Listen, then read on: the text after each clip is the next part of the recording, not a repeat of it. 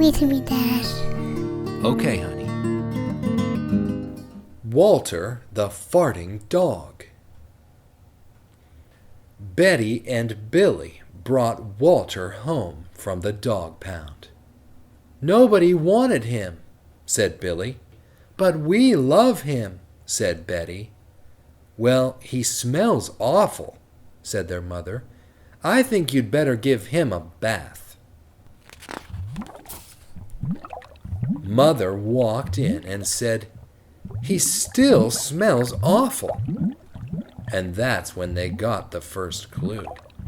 The telltale bubbles in the water. He's probably just a little nervous, said Mother. His stomach must be upset. But Walter's stomach wasn't upset. Walter's stomach was fine. He felt perfectly normal. He just farted a lot. He did it when he bathed. He did it when he played with Betty and Billy. He did it when he walked around the house. He did it in the dining room. He did it in the kitchen. And he did it in his sleep.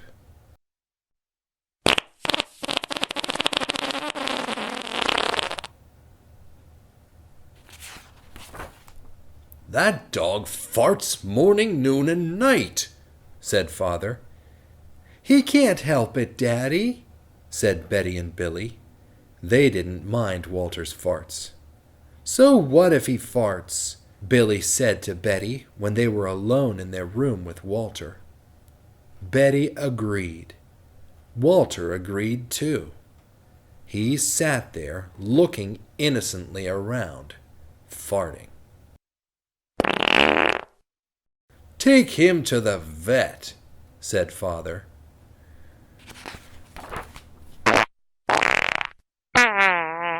Farting, said the vet, or rectal flatulence, as we say in the medical profession, and prescribed a change in diet. They gave Walter every kind of dog food. He farted.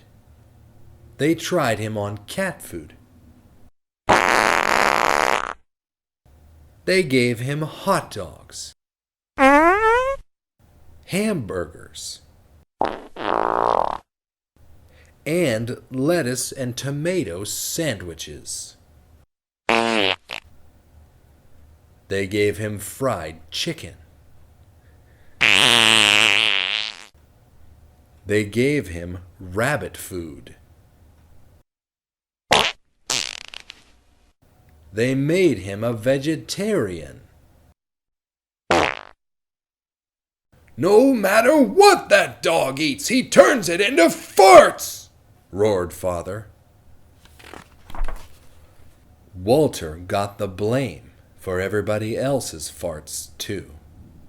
If Uncle Irv let one slip, he just went and stood near Walter. Then all he had to say was, Walter! And everyone would look at poor Walter. He has to go back to the pound, said Father. No, Daddy, please, begged Betty and Billy. Don't send Walter away.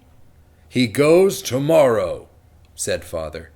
They pleaded. Walter farted. It was all over.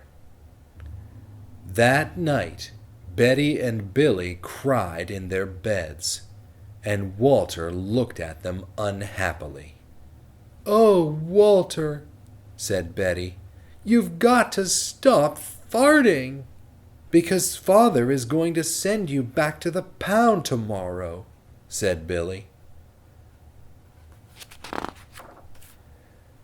Walter knew how serious the situation was.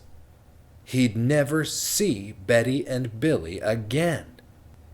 He resolved to hold in his farts forever. When Betty and Billy fell asleep, he walked down to the kitchen to see if there was anything around to eat. He managed to open the cupboard door with his nose and found the 25-pound bag of low-fart dog biscuits the vet had prescribed for him, which had made him fart more.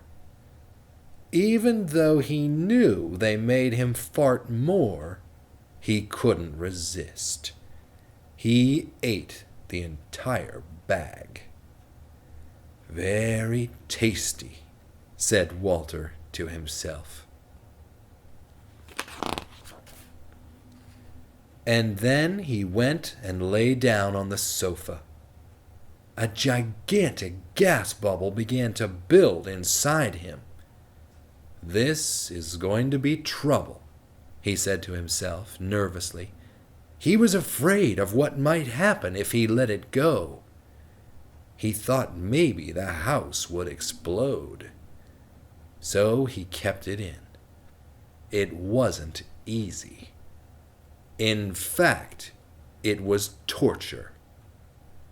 But he had resolved never to fart again. His future depended on it.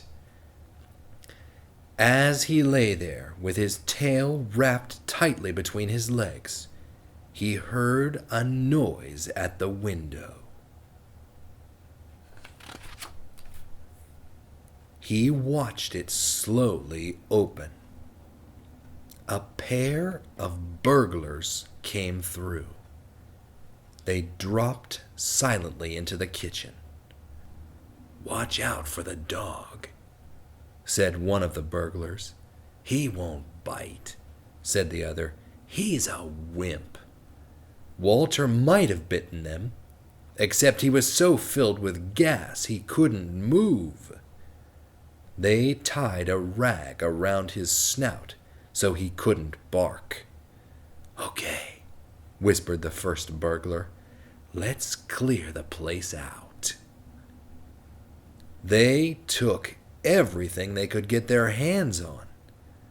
Walter wanted to stop them, but he was having unbearable gas pains.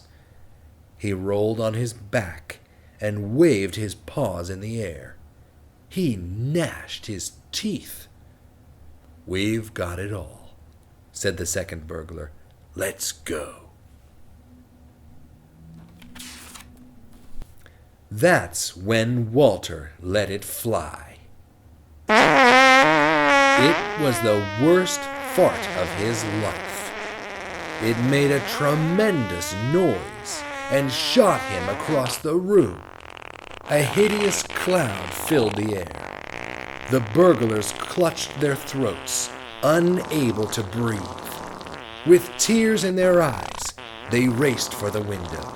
They tried to grab their bag with all the valuables in it, but their arms were too weak. "Let's get out of here!" They jumped out the window and ran up the block, choking and gasping for air. Still blinded by Walter's attack, they stepped into the headlights of an approaching police car. "Hold it right there," said the policeman. When father and mother came down in the morning, they found the window open, and they saw the bag with their valuables in it, and Walter was sitting beside it. He still had the rag tied around his snout. You'd have to say he looked heroic. "He saved the silverware," cried Mother. "He saved the VCR," cried Father. "Good dog, Walter. You're our dog, even if you do fart all the time."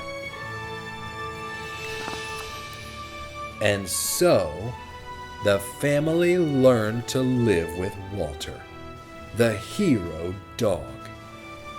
And that's the end of our tale.